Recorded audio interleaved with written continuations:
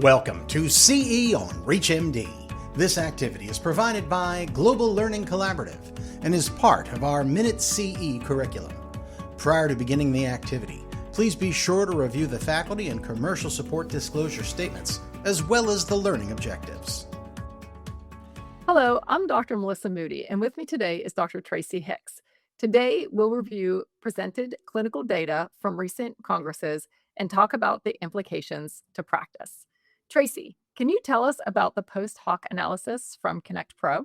So Connect Pro, which is patient-reported outcomes, PRO, is the first clinical trial to assess and report the effects of an approved TD medication, valbenazine, on quality of life using multiple validated patient-reported outcomes, or PROs.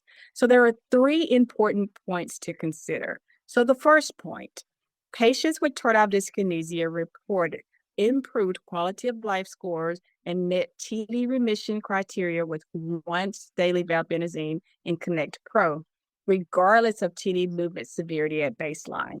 At week 24, mean change from baseline indicated improvements across all outcomes. So overall, 57.8% or 26 out of 45 of participants met the AIMS remission threshold at week 24.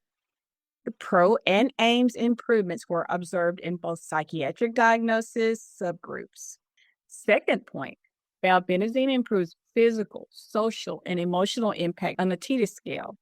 The objective of this post-hoc analysis was to provide more detailed insights into the impact of TD by focusing on change in individual items from the TDIS. The only PRO specifically developed and psychometrically validated to measure the physical and socio-emotional impacts of TD. Awareness of dyskinetic movements with mild to moderate associated distress, AIMS item 10, with the results being the mean TDIS item scores at baseline showed impact across all conceptual scales, with the largest impacts in emotional, social, and mouth-throat function scales. The percentage changes from baseline indicated that the participants experienced substantial improvements across all 11 TDIS items. So these data, in conjunction with the substantial improvements found in the primary PRO or patient-reported outcome endpoints and secondary AIMS endpoints, show valbenazine to be the first VMAT inhibitor to demonstrate robust improvements in quality of life, functionality, and TD improvement in patients with TD.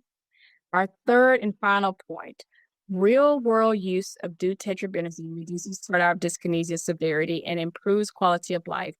The IMPACT TD registry is an ongoing phase 4 study, including 611 adults with the AIMS score of greater than 2 or greater than or equal to 1 item on the AIMS and probable TD, or alternatively, who were receiving VMAT2 inhibitor therapy for TD at enrollment. Participants newly treated with deutetrabenazine for TD had meaningful reductions in abnormal movement severity, similar to those seen in the pivotal randomized controlled trials.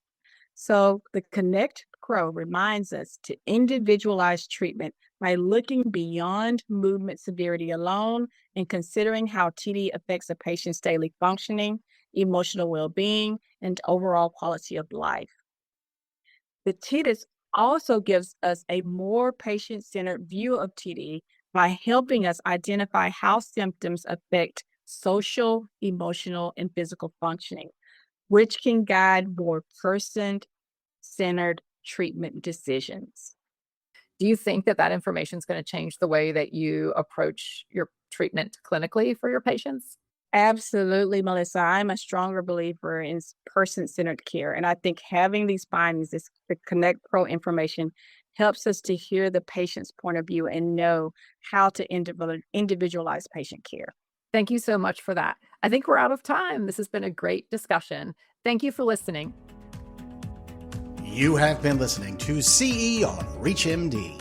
This activity is provided by Global Learning Collaborative and is part of our Minute CE curriculum. To receive your free CE credit or to download this activity, go to reachmd.com/CME. Thank you for listening.